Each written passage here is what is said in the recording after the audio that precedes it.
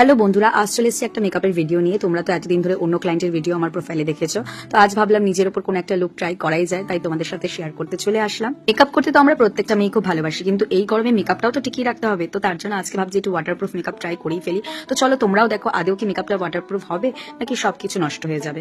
Last অব্দি তোমরা কিন্তু অবশ্যই দেখো।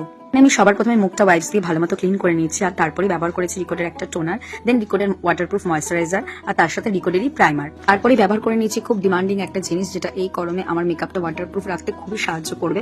সেটা হলো রিকোডের গ্রিপ প্রাইমার অয়েল। যারা ব্যবহার করেছো তারা জানো, যারা করোনি এখনো তারা বলবো ব্যবহার করে দেখতে পারো, খুবই কাজের জিনিস। তারপরে আফলাইজারের কনসিলার প্যালেট থেকে আমি আমার স্কিনের ডার্ক স্পট গুলো সমস্ত হাইড করে নিলাম, দেখতেই পারলে। আর এখানে আমি বেসটা রেডি করছি হুডা অ্যান্ড ম্যাক ফাউন্ডেশন দিয়ে। এই ভালো ফাউন্ডেশন, হাই কভারেজ ফাউন্ডেশন, ওয়াটারপ্রুফের জন্য কিন্তু একেবারে বেস্ট ফাউন্ডেশন যাকে বলে। তোমাদের একটা কথা বলি, যখনই তোমরা তোমাদের বেস রেডি করবে চেষ্টা করবে তোমাদের স্কিন টোনের 1 টোন বা 2 টোন বেশি হাই রেখে বেসটা রেডি করার। কারণ প্রথমে যদিও বা সাদা লাগে, আস্তে আস্তে কিন্তু মেকআপ করতে করতে তোমাদের স্কিন টোনে সেটা বসে যাবে। তো এখানে ভয় পাওয়ার কোনো কারণ নেই। অনেকেই আছে প্রথমে ভাবে যে কেন মুখটা এত সাদা লাগছে, তো একটু টাইম দেবে, আস্তে আস্তে কিন্তু তোমাদের স্কিন টোন হিসাবে বেস বসে যায়। আমাদের সাথে কথা বলতে বলতে কিন্তু এদিকে আমার বেসটা একেবারে হয়ে গেছে। তো এবার এটাকে সেট করতে হবে। তো করবো লুজ পাউডার দিয়ে।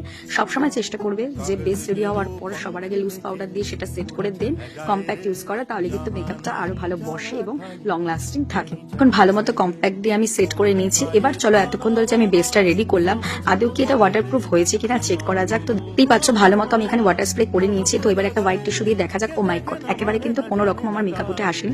তোমাদের বলতে পারো একেবারে লাইভ প্রমাণ দিয়ে দিলাম, যেমন মেকআপ তেমন কিন্তু আমার স্কিনে রয়েছে, টিস্যুতে কিন্তু কোনো কিছু উঠে আসেনি। তো এইভাবেই কিন্তু তোমরা মেকআপ স্টেপ বাই স্টেপ করলে কখনোই মেকআপ উঠে আসবে না, আর তোমাদেরও কিন্তু মেকআপটা ওয়াটারপ্রুফ হবে।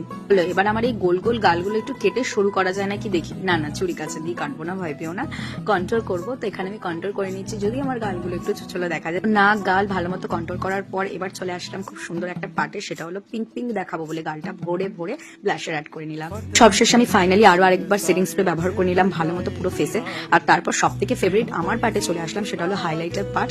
কার কার এই হাইলাইটার পার্টটা ভালো লাগে আমাকে কিন্তু কমেন্ট করে জানি। আমার খুবই ভালো লাগে এই হাইলাইটার মেকআপের মধ্যে। ওটা অনেকটা বড় হয়ে গেছে, চলো আর বেশি বড় করবো না, একটু ম্যাজিক করে আইব্রো করে নিই। তো হয়ে গেল আমার ম্যাজিক করে আইব্রো করা। কেমন হয়েছে জানিয়ে। এখানে আমি আইয়ের বেস লাগিয়ে আই মেকআপটা স্টার্ট করে দিলাম। তো এখানে আমি আই মেকআপটা পুরো শো করবো না, কারণ ভিডিওটা অলরেডি অনেকটা বড় হয়ে গেছে। তো আই মেকআপ পুরো দেখাতে গেলে আরো অনেক বড় হয়ে যাবে। তো তোমরা যদি আমার আই মেকআপের ভিডিও দেখতে চাও আমাকে কমেন্ট করো, আমি আলাদাভাবে পোস্ট করে দেবো। আই মেকআপ করতে করতে কিছু কাজের কথা শেয়ার করে নিই। যাদের আমার কাজ ভালো লাগবে আমার সাথে কন্ট্যাক্ট করতে পারো। 2025 থেকে 26 পর্যন্ত ব্রাইডাল বুকিং চলছে। এছাড়াও আমি পার্টি মেকআপও করে থাকি, যে কোনো লোকেশনে গিয়ে। আমার কাজ ভালো লাগলে অবশ্যই আমার সাথে কন্ট্যাক্ট করো। তো এই হলো আমার ফাইনাল লুক। তো ভিডিওটা কেমন লাগলো অবশ্যই জানিও, তোমাদের কমেন্টের আশায় রইব। তো চলো দেখা হবে আবার অন্য কোনো ভিডিওতে। টাটা।